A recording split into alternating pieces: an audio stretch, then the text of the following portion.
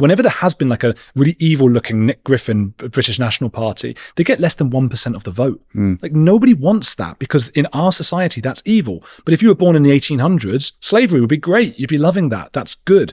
So we have to look really carefully. And Bertrand Russell talks about this. I never quote it well, but go with what is true and accurate, not what you wish were true or what would you believe would be good or have benefits for society were it true. And that's the problem we make time and time again. We think that it would be good for society if trans was a thing. Because we've bought into this whole identity thing. We've bought into the idea of civil rights for everyone, which is a great thing, but we're not very good en masse at knowing when to stop and knowing when to just calm down, because that is the fashionable thing to do at the moment.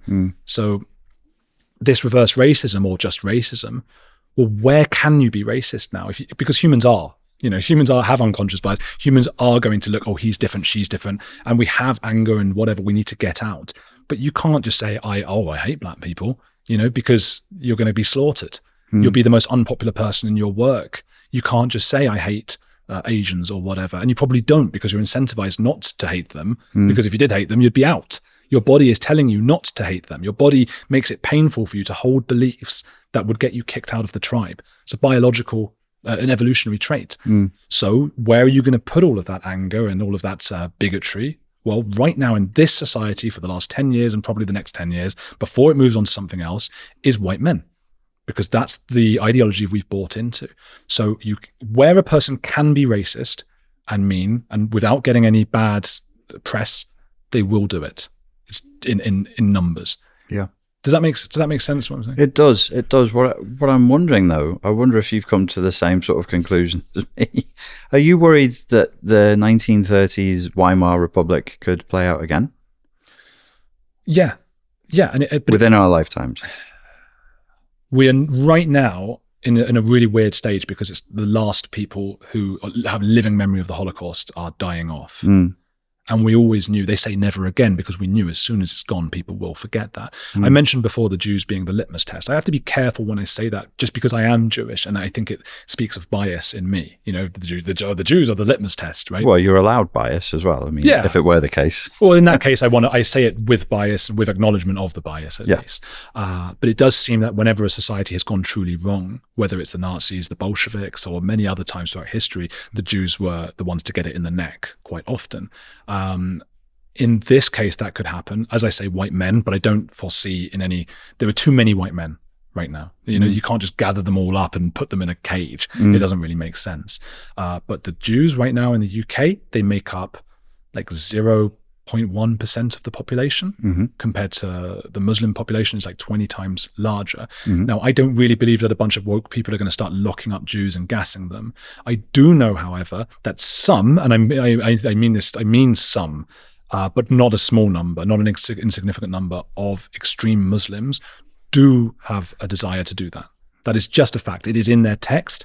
But more importantly, because it's an old text, we don't all do everything that's in the Bible or the Quran or the Torah.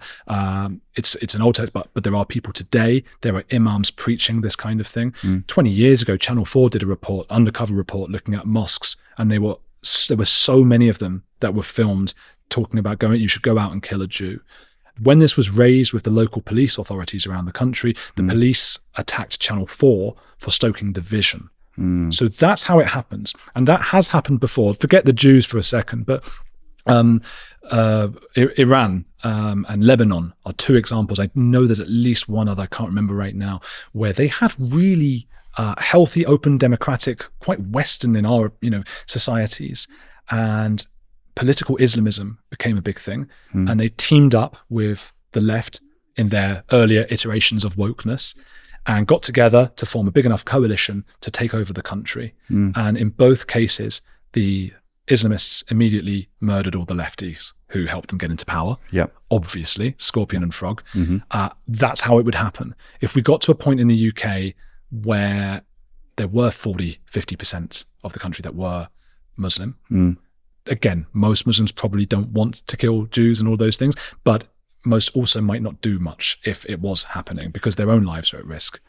My thing was, I was wondering if, because we're still living in a white majority country, and the Weimar Republic, well, your foot soldiers, your infantry is going to be the majority, and it's going to be working class. So if we have a large amount of white working class people in this country who are being humiliated for a period of time, yes, it wouldn't be the Jews that would be targeted. It would be Muslims that would be targeted. And I wonder if in our lifetimes we would see people shoved on buses and taken to internment camps and that kind of thing. And there's only so long you can humiliate a group of people before there's typically, historically, there's some kind of a violent reaction to that. It was humiliation that drove Hitler and his cronies, and the sentiment. If they didn't have a sentiment to tap into, there would have been a bunch of lunatics who would have been ignored, but they were democratically elected again and again and again. This is my fear, is that it would be white, it would be British, and it would be not against the Jews. It would be targeting Muslims. That's an interesting, I mean, it could happen. The reason I would be skeptical of it is because historically, I think I'm right in saying that typically, although we like to think of like Les Mis and all of these revolutions as the working class rising up against the elites, it tends to be the middle classes. Nothing gets done until the middle class get upset and somebody's son isn't allowed to do a certain thing at school. That's when people start to kick off. It's the middle classes who have that power, or if they've suddenly dropped in status. Right now, we have such a powerful culture that denounces racism, that talks of Islamophobia, which is again a political instrument that is used against us, our own sensibilities. I can't see how enough working class people could get together and form a coup. It'd be the only way to do it, because they wouldn't. I mean, you can't just become president like in the States. You've got a prime minister. You've got to work as a local councillor, do this, do that, very gradually work your way up in one of the mainstream parties who would never accept your views. All you can do is a Nigel Farage kind of thing, make a new party. I can't see it ever getting enough of the middle class vote. The middle class would have to be humiliated in the same way the working class has been, and the middle class are the very ones that Keir Starmer and the politicians are sucking up to right now.